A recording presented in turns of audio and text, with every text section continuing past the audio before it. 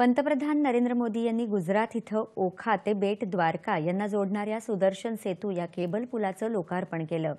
गोमती नदीच्या काठावर असणारं द्वारकाधीश मंदिर आणि भगवान श्रीकृष्णाचं निवासस्थान म्हणून मानल्या जाणाऱ्या बेट द्वारका इथल्या मंदिरात पंतप्रधानांनी पूजा अर्चाही केली।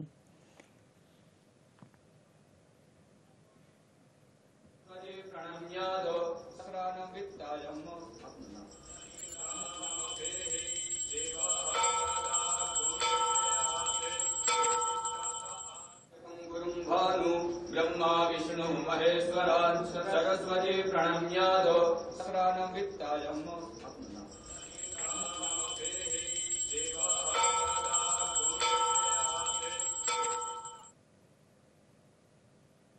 पंतप्रधान नरेंद्र मोदी यांनी आज द्वारकेच्या समुद्रात पाण्याखाली जाऊन पाण्याखालील द्वारकेची प्रार्थना केली। दिव्य अनुभूती मिळाल्याची भावना पंतप्रधानांनी व्यक्त केली। या अनुभवाने त्यांना भारताच्या आध्यात्मिक आणि ऐतिहासिक मुळांशी एक दुर्मिळ आणि दृढ संबंधांचा परिचय करून दिला।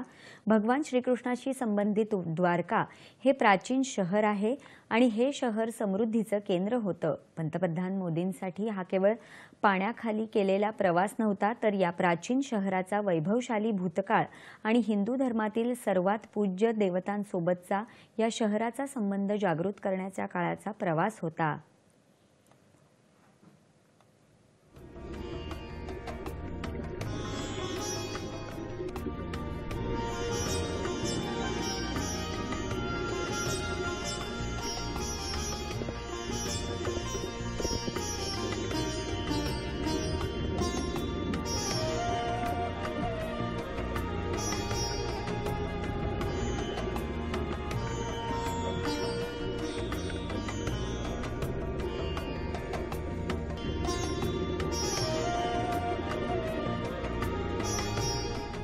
मेरे लिए साहस से ज्यादा श्रद्धा थी।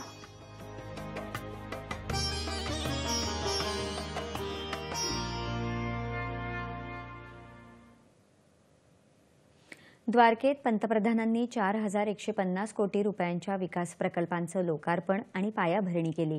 या दौऱ्यात आज पंतप्रधानांच्या हस्ते 52,025 कोटी रुपयांहून अधिक विकास योजनांचं लोकार्पण होत आहे। तसंच पंतप्रधान राजकोट, बठिंडा, रायबरेली, कल्याणी, मंगलगिरी आदी एम्स रुग्णालयांचा प्रारंभही होत आहे।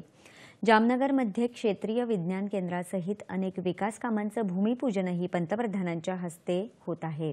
यात वांद्रे कुर्ला संकुलातील अन्न चाचणी प्रयोगशाळेचं उद्घाटनही पंतप्रधानांच्या हस्ते होत आहे।